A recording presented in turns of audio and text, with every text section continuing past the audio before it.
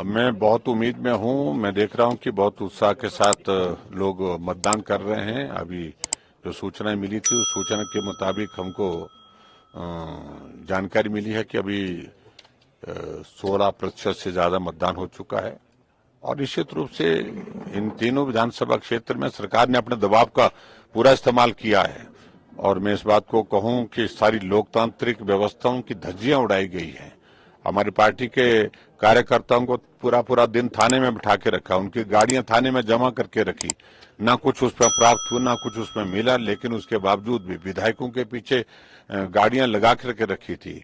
Civil dress में police के जवान हमारे सीआईडी करने के लिए लगा के रखे थे, फोन सर्विलेंस पे थे। क्या नहीं किया गया इस चुनाव के दौरान हिमाचल प्रदेश में सरकार के द्वारा। लेकिन उसके बावजूद भी मुझे पूरा भरोसा है कि देहरा विधानसभा क्षेत्र की जनता, नालागढ़ विधानसभा क्षेत्र की जनता और हमीरपुर की जनता भारतीय जनता पार्टी को अपना समर्थन देगी, भारतीय जनता पार्टी के विधायकों को चुन करके भेजेगी। देखिए, इन सारी चीजों का हम इंतजार करेंगे, उसके बाद आगे की बात करेंगे। लॉ एंड ऑर्डर की बात की जाए, हिमाचल प्रदेश में लॉ एंड ऑर्डर की स्थिति ठीक नहीं है, भाजपा ने काफी सवाल उठाए। निश्चित रूप से कानून व्यवस्था के लिए सरकार के पास तो समय ही नहीं इन चीजों के लिए। सीधी सी बात मैं कहूंगा अगर, तो सीधी बात यह है कि यहाँ गोलियां चल रही हैं। 18 महीने के छोटे से कार्यकाल में 100 से ज्यादा बिलासपुर में कोर्ट के परिसर में गोली चलती, और गोली चलाने के लिए जो लोग लाए गए थे वो पंजाब के लोग वो थे जिनको लाने के लिए कांग्रेस पार्टी के पूर्व विधायक के बेटे ने सुपारी दी थी, और वो जेल के सलाखों के पीछे है। अभी बद्दी में कुछ दिन पहले गोली चली, कबाड़ का झगड़ा था, कबाड़ के झगड़े को लेकर के वो भी सत्ता से जुड़े हुए लोग हैं। तो इस तरह से सरकार का कोई भी इंटरेस्ट नहीं है हिमाचल के विकास के लिए, कानून व्यवस्था के लिए।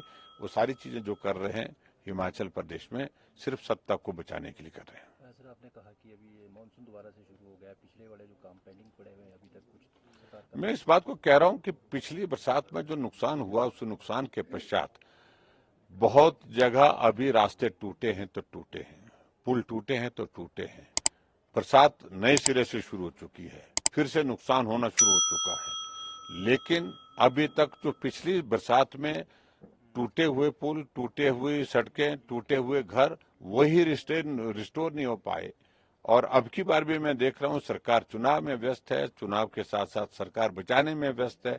और इस त्रासदी और इस बाढ़ बरसात के कारण जो नुकसान जो होने जाता है, जो हर बार होता है, तो उससे बचाने के लिए कोई तैयारी नहीं है।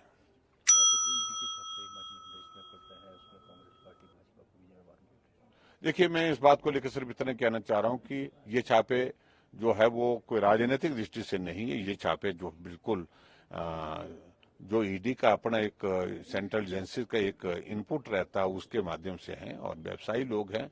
लेकिन बात लग है कि उनके तार कहाँ जुड़े हुए हैं, वो कहाँ जुड़े हुए हैं, इन सारी बातों को लेकर के चर्चा का विषय बना हुआ है। और जांच हो रही है, इसलिए अभी तक जांच पे कुछ कहने की आवश्यकता नहीं।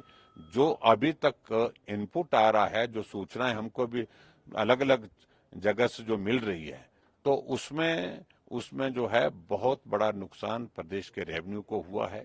और उसके साथ साथ में जो लोग ये सारा करने वाले हैं वो प्रभावशाली लोग हैं, राजनीतिक दृष्टि से प्रभावशाली लोग हैं, और सत्ता के साथ, सरकार के साथ हिमाचल प्रदेश में जुड़े हुए लोग हैं।